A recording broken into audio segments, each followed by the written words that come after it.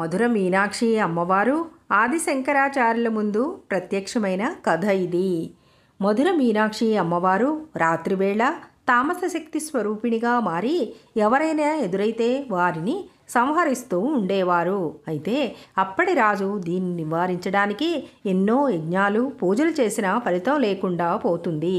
అప్పుడు ఆది శంకరాచార్యులు మధురలోకి వచ్చి ఆలయంలో రాత్రి ధ్యానం చేస్తానని అన్నారు. అయితే రాజు భయపడి అడ్డుకున్న శంకరులు నిశ్చయంగా ఆలయంలోనే ధ్యానం చేస్తానని వెళ్ళి ధ్యానం మొదలు పెడతారు.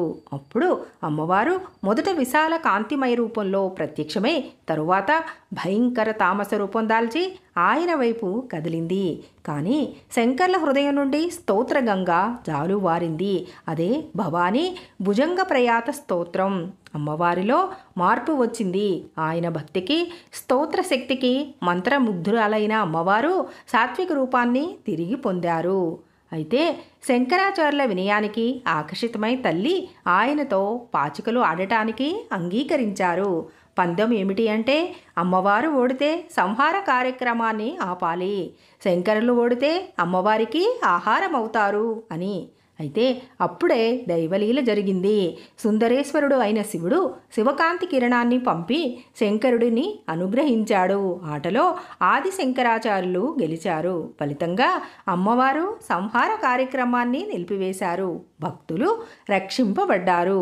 శంకరుల స్తోత్రాలు వారి కవిత్వం చిరంజీవిగా ఉండాలని అమ్మవారు ఆశీర్వదించారు. ఈ కథలోని తత్వం ఏమిటి అంటే అమ్మవారు సృష్టి స్థితి లయకర్త అయినప్పటికీ భక్తి ముందు కరుణామయి అవుతారు.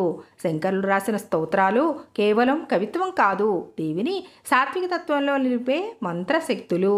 పాచికలాటలో ఓడినది అమ్మవారి తామస స్వభావం, గెలిచినది కరుణాస్వరూపమైన జగన్మోహిని. ఈ కారణంగా మీనాక్షి అమ్మవారు శక్తిపీఠాల్లో ప్రత్యేకమైన జ్ఞానకరుణా స్వరూపిణిగా ప్రసిద్ధి పొందారు.